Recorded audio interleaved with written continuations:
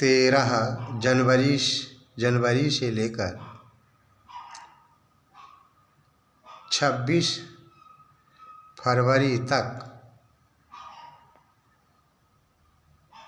2025 तक, अर्थात 13 जनवरी 2025 से लेकर 26 फरवरी 2025 तक प्रयागराज में यह महाकुंभ का मेला चलेगा। अब हम ये बताना चाहेंगे, ये महाकुंभ का तीसरा भाग है।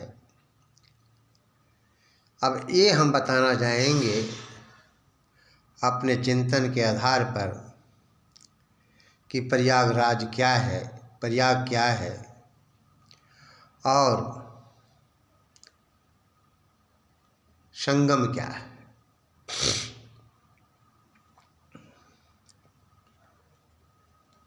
प्रयागराज रूपी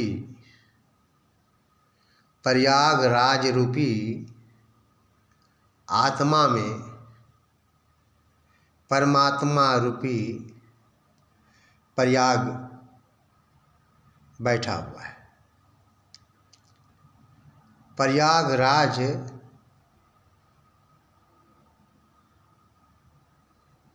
रूपी आत्मा में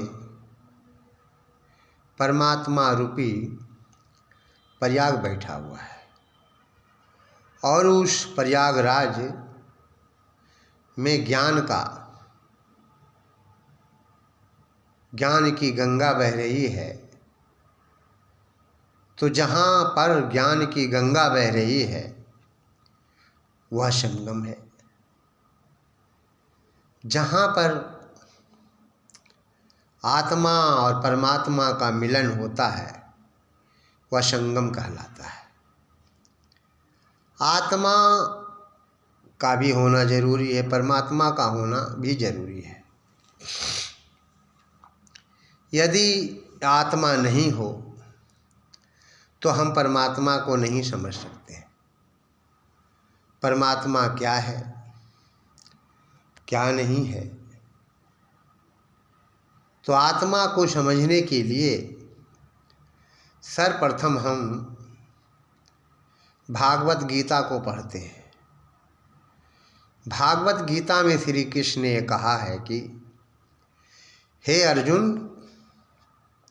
आत्मा को कोई नहीं मार सकता। आत्मा ना कभी मरता है, ना जलता है, ना हवा इसे कोई उड़ा सकती है। आत्मा तो अजर और अमर है। यह नश्वर नहीं है। इसे जीवात्मा भी कहते हैं। तो आत्मा रूपी अर्थात प्रयागराज रूपी आत्मा में, प्रयागराज रूपी आत्मा में परमात्मा रूपी प्रयाग बैठा हुआ है और वही पर प्रयागराज रूपी आत्मा में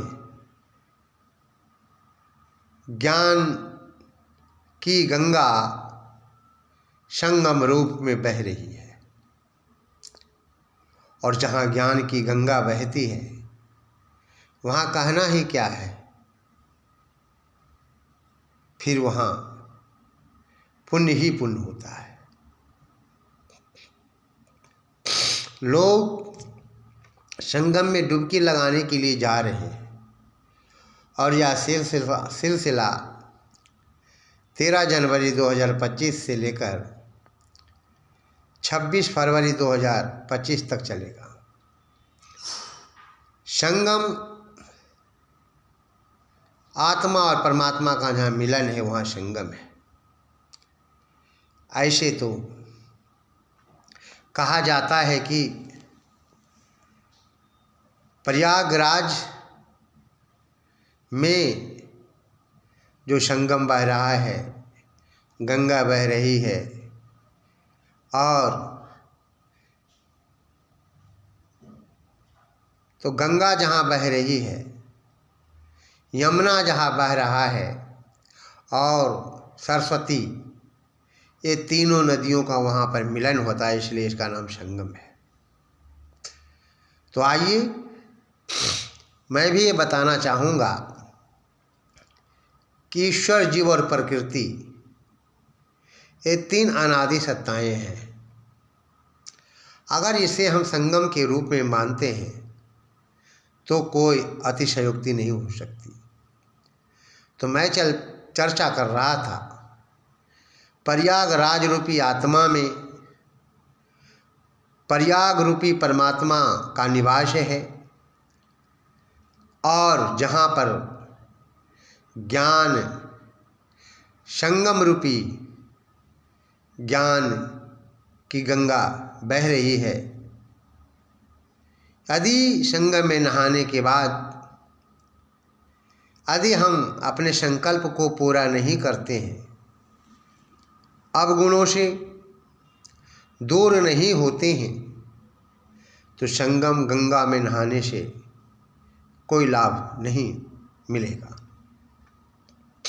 आत्मा को पवित्र करना जरूरी है, जहाँ परमात्मा का निवास स्थान है।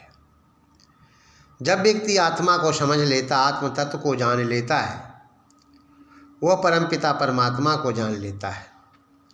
और जब परमपिता परमात्मा को मनुष्य जान लेता है तो फिर कहना ही क्या है।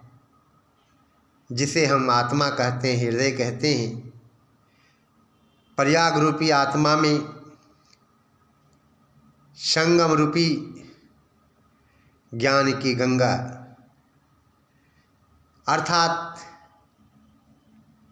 संगम रूपी ज्ञान की गंगा बहने लगती है। संगम में स्नान करने के बाद हमें संकल्प लेना चाहिए कि हे परमपिता परमात्मा, हमारा जीवन अत्यंत पवित्र हो, पुनीत हो। जो मनुष्य परमात्मा को जान लेता है, जानता है, वह मनुष्य नहीं होता है, अर्थात वह देवत्व को प्राप्त करता है। जो मनुष्य देवत्व को प्राप्त करता है वह ऋषि सत्व को प्राप्त करता है।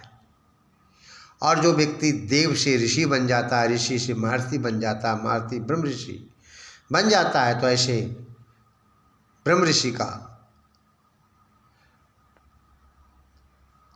ब्रह्म ऋषि को मोक्ष पद प्राप्त होता है, जिसका जन्म अरबों खरबों वर्षों तक नहीं होता है। वो परमात्मा के सानिध्य में रहता है और आनंद का भोगता है। जब विषम परिस्थिति धरती पे आती है तो उस समय वह जीवात्मा, जो ब्रह्म ऋषि की आत्मा होती है, वह जीवात्मा एक ऋषि के रूप में इस पृथ्वी पर जन्म होता है और पुनः अपने सदुपदेशों के द्वारा समाज का और राष्ट्र का निर्माण करता है।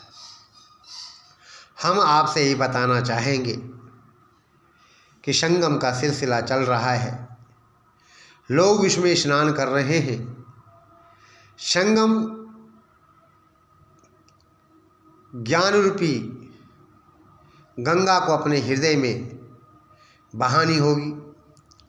जब संगम रूपी ज्ञान की गंगा अपने दिल में बहाएंगे, अपने हृदय में बहाएंगे, अपने आत्मा में बहाएंगे, तो निश्चित है आप मोक्ष के अधिकारी हो जाएंगे।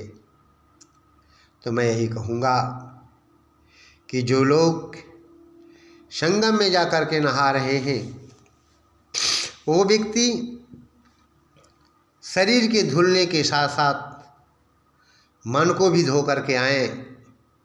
और जब आप मन को धोएंगे, धो करके आएंगे, तो आपका सच्ची जो श्रद्धा है, जो आस्था है, संगम के प्रति वो सार्थक हो जाएगी। जीवन को सुंदर बनाने के लिए आपको ईश्वर की भक्ति करनी जरूरी है। मैं पुनः यही कहना चाहूँगा कि प्रयागराज रूपी आत्मा में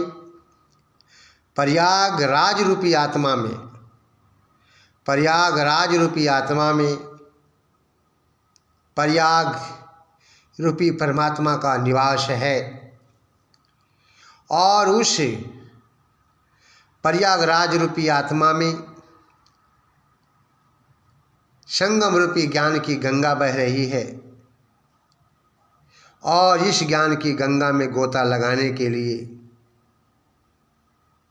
इस ज्ञान की गंगा में गोता लगाने के लिए सच्चे मन से आप लगाएंगे और जब इस ज्ञान की गंगा में जब गोता लगा करके जब आप बाहर आएंगे तो फिर आपका जीवन कुंदन बनकर रहेगा और जो आपने मानव योनि प्राप्त की है, मानव का जीवन मिला है, वो सार्थक हो जाएगा। आज मैं प्रयागराज और प्रयाग और संगम क्या है इसके बारे में बताया है। मैं समझता हूँ कि यदि लोग इन विषयों पर विचार करें और फिर इस प्रकार अपना व्यवहार करें, कार्य करें, तो निश्चित मैं समझता हूँ कि मनुष्य का कल्याण होगा और यह मनुष्य का जो जीवन मिला है हम लोगों को वो सार्थक होगा, पवित्र होगा, पुनीत होगा। इति